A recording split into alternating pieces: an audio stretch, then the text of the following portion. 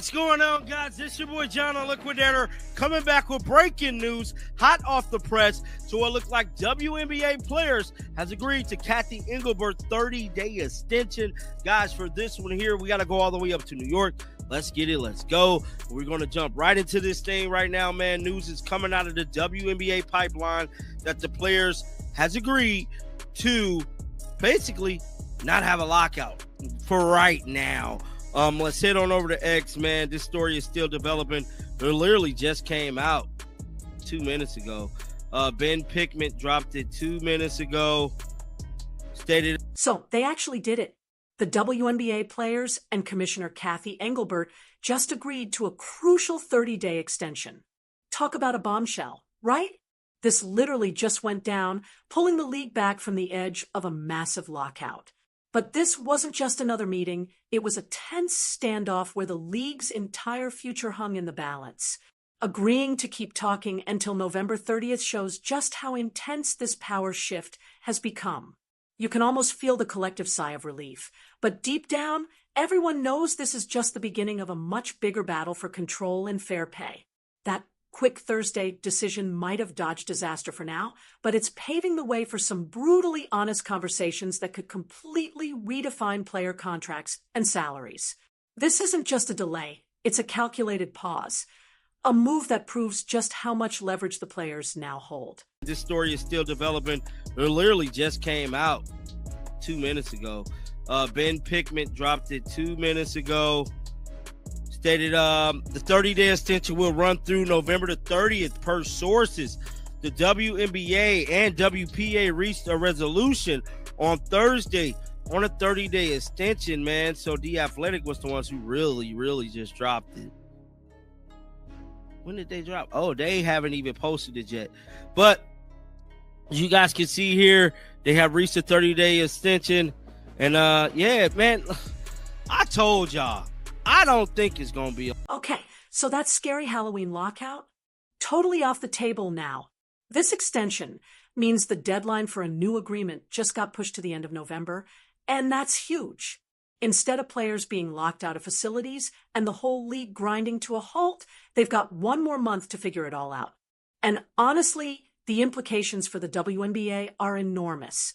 A lockout would have been absolutely devastating, especially for a league still finding its financial balance and growing its audience.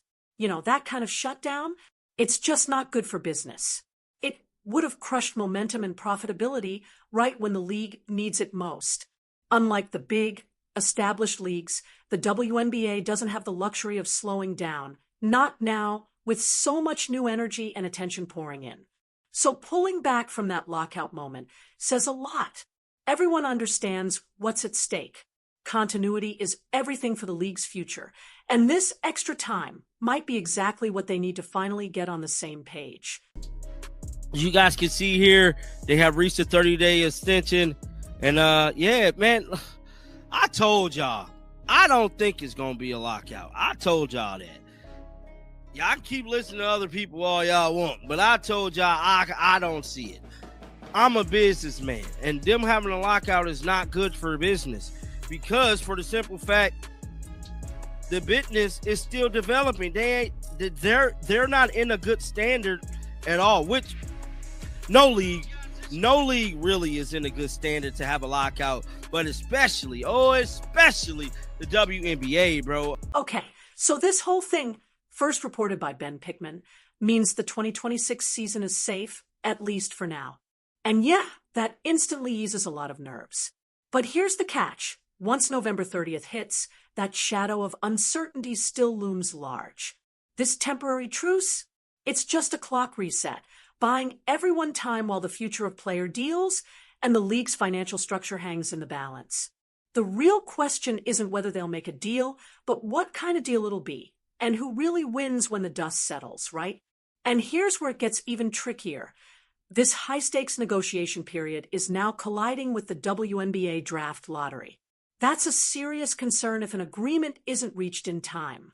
Would the draft still go on as planned, or would that major event get thrown off course? 2, The idea of something that big being disrupted just piles on even more pressure, raising the tension in what's already shaping up to be one of the most critical standoffs in WNBA history. Oh, which no league really is in a good standard to have a lockout, but especially the WNBA, bro. I'm not seeing this being profitable for the league. I'm not seeing this being a good thing for the ladies, especially with the current state of the WNBA right now. We all could agree on that. And yeah, man. So it looked like the negotiations will go on through the 30th, and it's just going to be interesting to see how everything plays out. Somebody said 30-day, yeah. What this means? Look, this moment feels completely different from any labor dispute the WNBA has ever faced. And it's all because the balance of power has shifted in a massive way. Back then, players didn't have nearly this kind of leverage. But now, so many of the league's biggest stars are making real money beyond their WNBA checks. They're building brands, landing endorsements, launching businesses, creating their own financial worlds outside the court. And that independence changes everything. It gives players the confidence to demand not just better pay, but a fairer, more sustainable salary system. That old era where players had to rely solely on league income just to stay afloat. That's long gone. And because of that, they hold serious ground in negotiations. They can stand firm and say, raise the standard or we won't play. And this time, those words carry real weight. That new financial freedom makes it a lot tougher for the league to brush off what players are asking for. And that's going to be a crazy time, too, because that's getting close to the WNBA lottery draft. So if there's a lockout, like, would there still be a lottery draft? You know, like, would it still, like, how is we going to go about that? You know, like, is they going to get another 30-day extension? I don't know, guys. I don't know. But what I can tell you is that it's not going to be a lockout, bro. As of right now, the WNBA has come up with a system. It came up with an agreement to basically. And honestly, the true face of this new wave of player power, it's CaitlinClark, without a doubt. She's in the middle of this massive media tour, absolutely taking over New York, and everywhere she goes, the energy follows. Her arrival in the pros hasn't just boosted the league, it's completely rewritten the playbook. The level of attention, the marketability, the cultural pull she brings, the WNBA has never seen anything like it. Clark's personal brand and her enormous fan base give her a kind of leverage that simply didn't exist before. She's more than just a basketball player now, she's a movement. A cultural phenomenon who's up for Time magazine's Athlete of the Year and recognized as one of the most powerful women in sports. That kind of influence doesn't just live on social media or in headlines. It directly shapes the business side of the league, from financial security to public perception. Just her presence alone puts real pressure on the WNBA to build a stable, thriving environment for its brightest stars. Normal. And yeah. Now, moving on to other news, man. We got to talk about CaitlinClark because I'm seeing some stuff that I did not see earlier. What is this? CaitlinClark arrival onto the stage in New York. CaitlinClark is on full-blown media run right now. What's this? Let's see.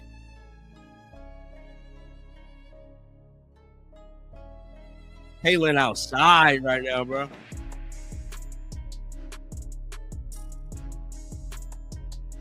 Gotta see Caitlin. But here's the thing. There's a crucial, slightly cynical truth underneath all this. How many WNBA players actually hold that kind of power? It's easy to celebrate the rise of player empowerment, but the reality is it might only belong to a select few. Maybe 3, 4, 5 players, tops, out of more than 50 across the league, truly have that level of leverage to shape the conversation. For most players, their WNBA salary is still their lifeline, and that makes them far more vulnerable at the bargaining table. It creates this fascinating tension where the biggest stars' priorities don't always align with what the broader player group needs. And that can quietly strain union unity. It's a layered, complicated truth. Even as the league evolves, this new wave of individual star power isn't evenly spread. Some shine brighter, while the rest are still fighting just to keep their place in the light. So layered, right? Because the history of the league is so detailed and so deep. And the one thing that didn't exist in past negotiations is the players holding this amount of leverage. And what we're seeing now is players are getting paid well beyond the WNBA. So when you're in negotiations for increased pay, a changed standard when it comes to the salary structure, you can say and back up, well, I have X, Y, and Z beyond the WNBA, and so you guys have to. And this huge gap in leverage really highlights a growing tension within the Players Association itself. Sure, the WNBA Players Association is there to represent everyone, but the massive marketability of a few megastars, like CaitlinClark, is shifting the balance of what collective power actually means. The league knows it can't afford to lose talents like hers. It needs them to not just survive, but truly thrive as it reaches for a bigger spotlight. And that creates this quiet hierarchy in the negotiation room, where what a Clark or a Reese asks for carries a lot more weight than what a veteran role player might need. The real challenge for the union now is figuring out how to harness that superstar influence to lift everyone, not just the headline names. Making sure all this new attention and money translates into better pay and conditions across the board. Because navigating that internal dynamic, that mix of unity and imbalance, is going to be absolutely vital as this 30-day extension clock keeps ticking. Maybe 5. Got that much leverage, got that much ball in their court where they can say, you know what, meet me in the middle somewhere. Let's just be honest here, Annie. You know what I'm saying? Like, y'all be trying to make these ladies out bigger than what they really are. You know what I'm saying? We all got to keep it real. Only Caitlin for sure could do it. But how many other these, out of 150 some players, how many of them actually got that power, bro? It was a totally different league. The attention wasn't there yet. We were on the cusp of a global pandemic, and the entire business model was different. Okay, so the conversation about player leverage doesn't stop with CaitlinClark, not even close. Angel Reese, another rising powerhouse, is making her own major moves off the court by trademarking her name. Smart, right? It's a bold declaration of control over her image, her identity, and everything tied to her brand. By trademarking, Angel ensures that she, and only she, decides how her name gets used in marketing or merchandise, blocking anyone from cashing in without her say-so. It's a perfect example of this new wave of athletes turning themselves into full-blown brands, strengthening their financial positions beyond the league paycheck. Players today aren't just athletes. They're entrepreneurs, CEOs of their own empires. And what Angel's doing really captures that shift. This isn't just about basketball anymore. It's about ownership, about securing a legacy. By locking down her brand, she's future-proofing her income and protecting her image, making sure that no one else writes her story or profits off her name without her permission. This move sends a loud message, both to the league and to other players, that building your personal brand is now a vital part of being an athlete. It's a reminder that players aren't just employees anymore. They're independent forces with real market value. The WNBA now faces a new generation of players who are financially sharp, brand conscious, and determined to profit from their fame on their own terms. What's wild is that when this story broke, the speaker admitted he was intrigued by Reese's trademark move, but didn't even know it had happened. A perfect example of how quickly these power shifts are unfolding. This lack of immediate awareness, even from close followers, shows just how fast and grassroots these efforts to take control of money and image are spreading. It's a fast-moving, player-driven revolution, one where athletes are making bold moves before anyone else can even catch up. And that independence completely changes the leverage game. When players can earn serious money outside the league, they're no longer chained to the WNBA's existing salary system. It gives them freedom and power to push for bigger changes from within. These negotiations aren't just about incremental raises. They're about rewriting the entire financial blueprint. Players are proving their worth in the real market, And now the league has no choice but to rise to that level.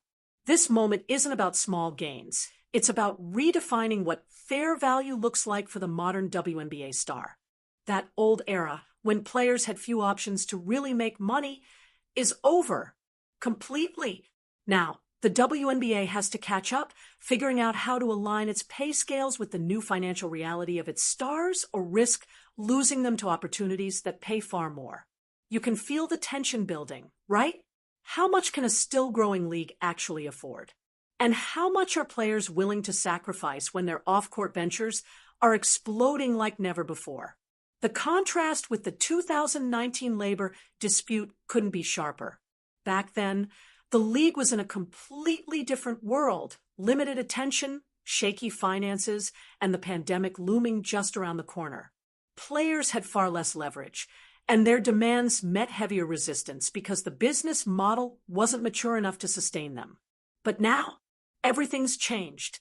The WNBA is in the spotlight like never before, thanks to breakout stars and nonstop media coverage. That surge in visibility translates directly into more potential revenue, and with it, far more bargaining power for the players. This moment isn't just another negotiation. It's a turning point, a defining chapter in how the WNBA's future will be built. The league has to seize this incredible wave of interest, but doing that means reaching a fair, balanced agreement that truly reflects the massive value players bring to the table. From the start, plenty of voices argued that a lockout just didn't make sense, not from a business standpoint, not for the WNBA's momentum, and definitely not for its future. The league is still in a growth phase, still building its financial footing, and shutting things down now would have been like cutting off its own lifeline. From a pure business perspective, a lockout would have been devastating, halting progress, dimming excitement, and scaring off new investors just as attention is peaking. It wouldn't have helped anyone, or as one person put it, it wouldn't be a good thing for the ladies. That practical, clear-eyed logic turned out to be spot on, leading directly to this 30-day extension. The WNBA, maybe more than any other major sports league right now, understands that staying active and growing is absolutely non-negotiable. Still, the league's not without its challenges.